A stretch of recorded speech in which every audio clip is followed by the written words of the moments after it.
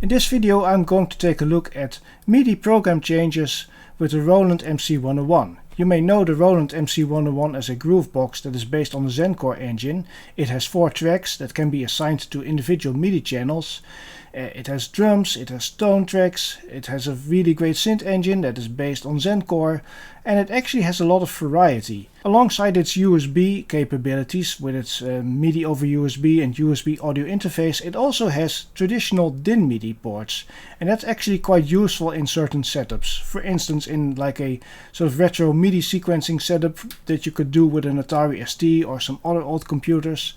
But in this case I'm going to take a look at a little project that I made in Cubase to kind of experiment and demonstrate the capabilities of MIDI program changes when you use a clip-based sound source. And I think that's really where the power of the MC-101 lies. Roland may see it as a groovebox first and a MIDI sound module second, but I think it's more like the other way around. A MIDI sound module first and a groovebox second, because we all know that the MC-101 is a bit obtuse when it comes to its arcane user interface, and you really need to study the manual. I always have the manual at the ready when I'm working with it, because, well, it is worth reading this thing. It's a lot of pages, and I've also printed out all the addendums. In my view, this is not just an instruction manual, but a Boeing 747 flight manual. That's how complicated the MC-101 is. But it is definitely worth taking a look at the manual, because there's a lot of details that you would otherwise miss if you don't really study it. And, well, there's a lot in it. So let's take a look. So first we have the MIDI implementation chart, and you can see that it has a lot of control change features. It has a lot of stuff. It is actually ideal for like a retro setup, but I'm interested in particularly this thing here, the scene change on the control channel or the clip change on the track channel. So the MC-101 actually has 4 tracks, and they have their own individual MIDI channel, and if you send a program change to those MIDI channels, you can trigger a clip change, and that's really useful if you have a clip-based sound source. As you know, maybe if you're familiar with the MC-101, tone tracks in the MC-101 can have a track-based sound source or a clip-based sound source.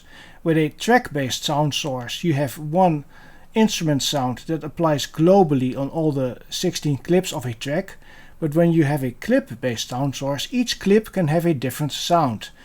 And those can be swapped out with program changes, and that is actually quite useful. You can also do scene changes, and those are handled by the control channel. By default, the control channel is channel 16, although you can actually change that. There is some information about that. For instance, the MIDI settings are quite important. Page 40 of the manual, you see track 1 4 channel. Maybe I should zoom this in a little bit. But this particular page in the system settings is kind of important with all the MIDI related things. So this in particular matters a lot. Track 1 to 4 channel. This is where you can change the MIDI channel for each track. And then there's also some options here in the addendum, what they added later in a firmware update, with the MIDI channel for the control channel. The control channel is used for triggering scene changes. So make sure that you don't use channel 16 for your tracks, because by default the control channel is channel 16. So let's jump into Cubase. So here's my Cubase project. This is a 14-minute arrangement. Yeah, it's quite long. This is kind of inspired by the soundtrack of The Lift, which is a movie from 1983 from the Dutch director Dick Maas. It has a lot of like analog synth sounds, and I wanted to create something a little bit similar. That's mainly why I used the MC-101, because it has a lot of great Juno and Jupiter inspired presets on it. So I thought, hey, it's a good idea to make something that is like a little bit 80s horror inspired. The MC-101 is not the only synth in this project. I've also used the TR6S, which is the drum computer from Roland. I used 2 sounds of that. I also used the Reface DX for just 2 or 3 sounds, also because it supports program changes. And I'm also using the Roland S1, which is the little green Era compact synthesizer. Also has some great analog emulations. So that one also supports program changes, and I'll use that as well. Let's take a look at the project. For instance, this first track has program change number 3. And I will demonstrate later when I do an overview over the setup what those presets exactly are. But I believe this one is analog poly delay. It's on MIDI channel 11 and it is program change number 3. Let's zoom in on this MIDI event and I zoom a little bit out on this one and I select here the program change. You can see that it says value 3 and channel 11, and here in the inspector it says that it is a program change. So you see it's set to program change, and in this case, well, that's this one, number 3 on channel 11. Then I have another event here that's also on the same MIDI channel, and that is a different preset which is called Question of Time. That one is not from the built-in library of the MC-101. That one comes from a expansion pack, Zencore expansion pack, something with modern industrial and kind of dark wavy sounds. Then another one, replica keys, thunder, that is the sound of a thunderstorm, a heartbeat sound. So those are all on MIDI channel 11, and on track 2 is MIDI channel 12. That one is a track based sound source, so there's no program change on that. And the same applies to track number 3 and track number 4. Those also have one preset on them. And well, the TR6S is just drums, and then on the Reface DX there's motion pad, one of the best presets. It's number 3 on the default instrument list. Tubular bell is used at least once here, and then star pad here at the end. And on the Roland S1 there's also 2 different sounds. Number 17 on channel 7. With the S1 it's important that the settings are correct, because with the S1 it's important that the MIDI program changes go to the right channel, because it can be different from the MIDI channel that it is listening to. I'd say let's start the track. It is unmixed. This is not an audio recording, it's pure MIDI. I did make an audio recording and a mix later, but this is just the MIDI version of it.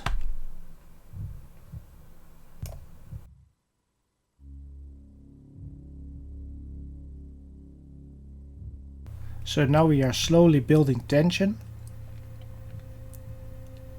And that preset Dark Side, I believe, also comes from the modern industrial Zencore expansion pack. So I'll jump a little bit ahead here.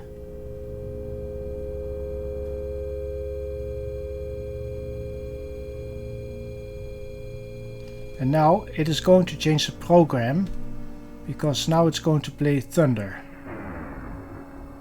And both Heartbeat and Thunder are on the same MIDI channel, but they are different programs. So let's jump ahead a little bit. That's Reface DX playing.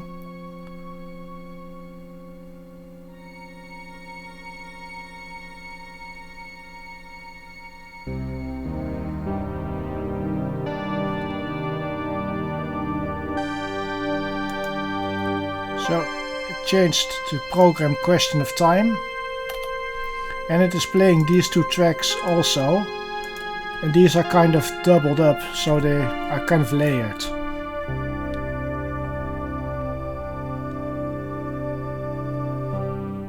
Now we're getting a percussive sound.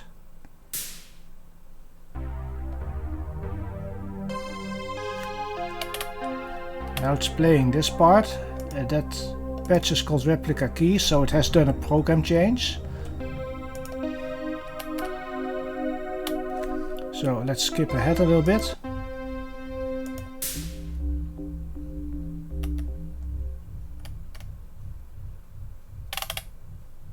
Oh yeah, probably something is going wrong here, because it hasn't changed the program. Yeah, that's kind of a problem when you're jumping around in a project.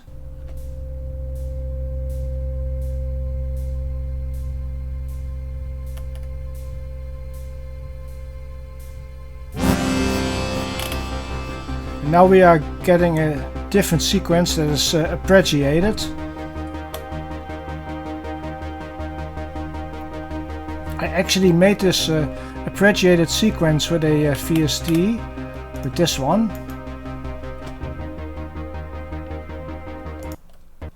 So this is Cork Taipei from Gadget. It's quite useful for creating arpeggios.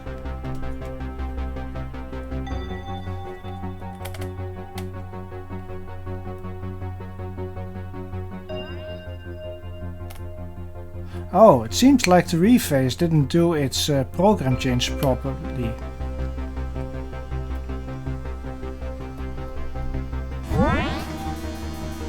Actually, it should be playing motion pad now. Yeah, now it's correct. Now the Reface has changed to the right preset.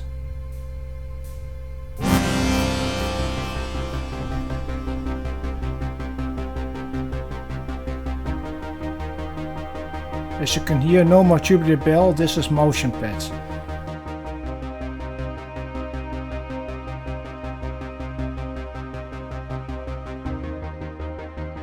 It's possible that you're hearing the Reface a bit louder because its internal speaker may be on.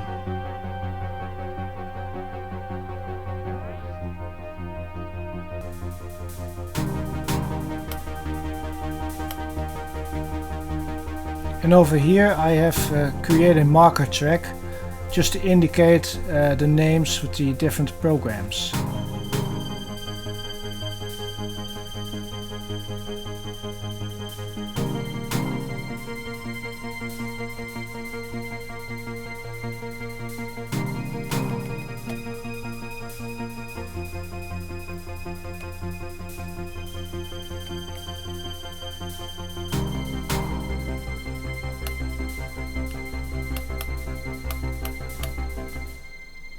So now the MC-101 should switch to the heartbeat program.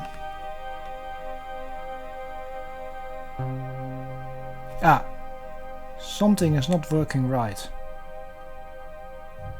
Oh, now it's working.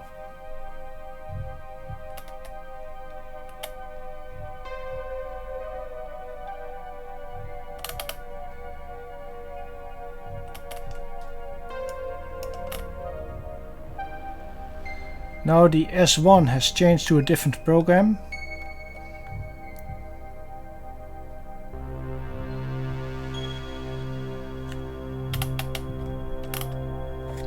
But let's jump ahead a little bit to the end. Now the Reface should change to StarPad. Yeah, I can confirm on the display that it has worked. And this is basically the intro sequence. I did make like a fully mixed version of this, which I actually edited later in Wavelab to shorten it a little bit. There's a kind of boring section in the middle that I cut out just to make it a bit shorter.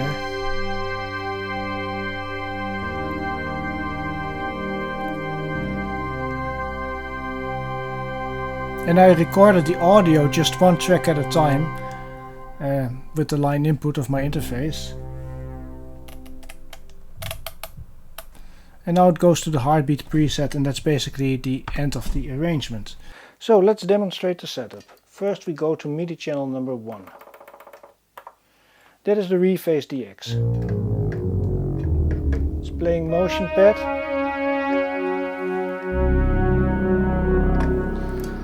So that's all fine, we can send a program change to it. Let's select number 6. Tubular bells, okay, that's fine. Let's go to the MC-101, which is on MIDI channel 11. I'm going to send a program change, number 0. Should be the first preset. Can do another program change.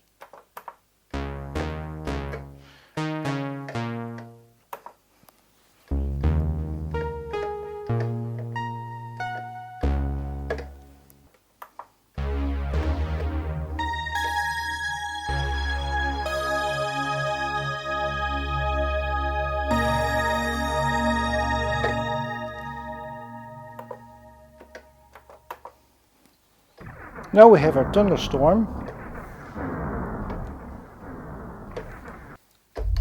The heartbeat, very faint sound.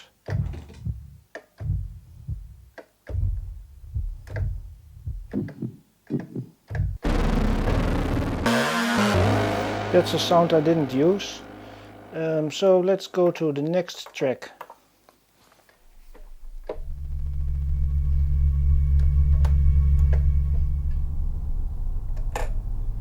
That is a track-based sound source.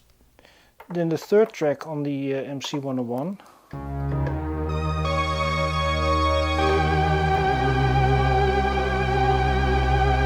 That's a kind of slightly gothic sounding polysynth. And then finally, track number 4. Oopsie.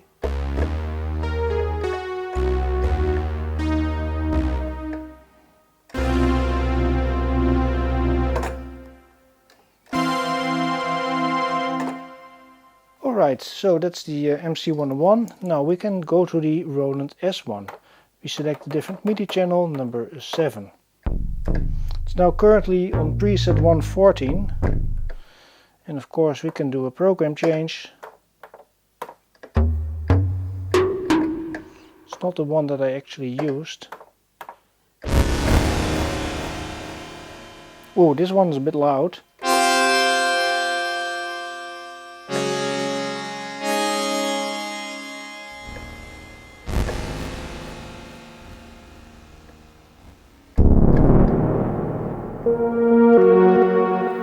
This one should be fairly loud, so I'll do it quietly. Anyway, you get the idea. So here we are with the MC-101. We have track number 1 selected. We select clip number 1. This one is called Analog Poly. Clip number 2 is called Sequence 10. I've not used it in the arrangement. Clip number 3 I believe I did use. Analog Poly Delay. Clip number 4, that is Question of Time. That one comes from the modern industrial Zencore expansion pack that you can buy on the Roland cloud thing.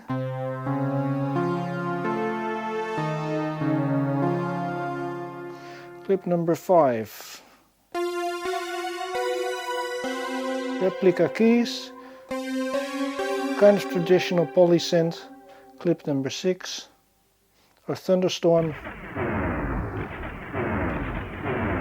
That one should be a built-in preset. Clip number 7. The heartbeat. I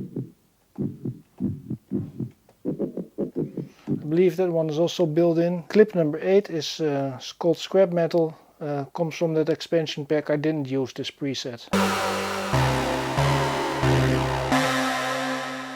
So as you can see on track number 1 I used up 8 clips, although I could use up to 16, and with the program changes you can basically select those clips and have different sounds. Now we go to track number 2, and that one is just a single sound for all clips.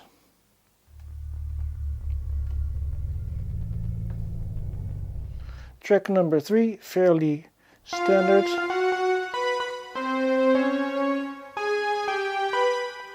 Built-in preset from the built-in library.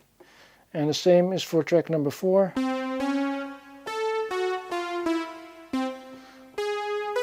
That's just a built-in MC-101 sound. And there's like, well, over 3000 different sounds in that thing. That's one really compelling reason to buy it. Because, well, it's relatively affordable and you get a lot of sounds and just a lot of capabilities as well. So let me explain a little bit about the setup. What I have here is a MIDI merger, and it allows me to control those synthesizers from either the computer or from the EMU X-board. The EMU X-board is kind of my DAWless keyboard, and it's also the MIDI interface for my iPad. So it kind of has a dual purpose, and connected to that MIDI merger are actually 2 Midi Thru-boxes, but they're daisy chained. The first one is hidden under the Korg Volca base. It's a Kenton Midi Thru-5, really good Midi Thru-box. And then the second one is now kind of hidden outside of view, but I will zoom into it. And that one caused me a bit of a problem, because well, I was kind of diagnosing and troubleshooting stuff for about a day, because the MIDI control changes didn't come through, and this thing was the culprit, because yeah, it has some dip switches on the back. So let's take a look. As you can see here, there are about 8 dip switches and some things corresponding to it. And these switches were not set correctly. So the control changes didn't come through, because with those dip switches you can filter out certain messages. And yeah, that's why it wasn't working. So that's a bit of a trap for young players. Be mindful of that. And then finally, the audio routing. This is a newly acquired audio interface, the Focusrite 16x16 4th Gen. I use this as my audio interface for the iPad, and I can tell you it works great. It allows me to record 6 analog inputs simultaneously, so you basically have 3 stereo tracks, and the idea is that you could use 2 or 3 mixers connected to this thing and record 3 stereo sources simultaneously, or a combination of mono and stereo. Previously I used a Steinberg UR22 Mark II, which was a fine interface, works great with iPad, but yeah, the limitation is that you only have 2 channels, only 2 inputs and 2 outputs. It does have MIDI, but yeah, the analog I/O is kind of limited on that.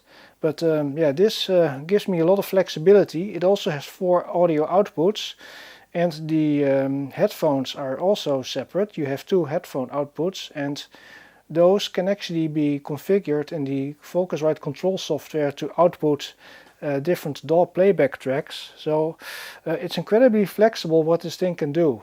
So all my analog audio is coming in here, and then via balanced cable from a mixer, the mixer that I will want to replace, because it's a, well, really cheap old Behringer mixer, and yeah, I kind of want a line mixer. So all the analog audio comes in here, and then with a balanced audio cable it goes into the line input of my Steinberg UR242 audio interface that I use with my PC. I will continue using that interface there because it has sufficient I/O for my PC needs. But yeah, even when not connected to a computer, the Focusrite 16x16 can effectively work as a mixer. So it's quite useful in connecting all that stuff. So yeah, that's also a thing that I kind of wanted to show you. So let's conclude the video. So there you have it. That was a look at the Roland MC-101 and its ability to use MIDI program changes to trigger clip changes, which makes it an ideal tool in a traditional MIDI sequencing setup. So why did I make this video when there's already so many videos about the Roland MC-101 out there? Well, most of the videos cover the groovebox capabilities of this device. As a groovebox, it's difficult enough to use, but it's really powerful, and well, there's a lot of great content about it. However, the aspect of the MIDI implementation and its capabilities there are often a bit overlooked. And I thought, hey, maybe there's some value in that. So I decided to make a video about these program changes, and you can see it's quite useful when you want to use it in a very traditional old school MIDI setup. So I thought, hey, that's interesting. With that being said, I hope you enjoyed it, and thanks for watching. Bye bye.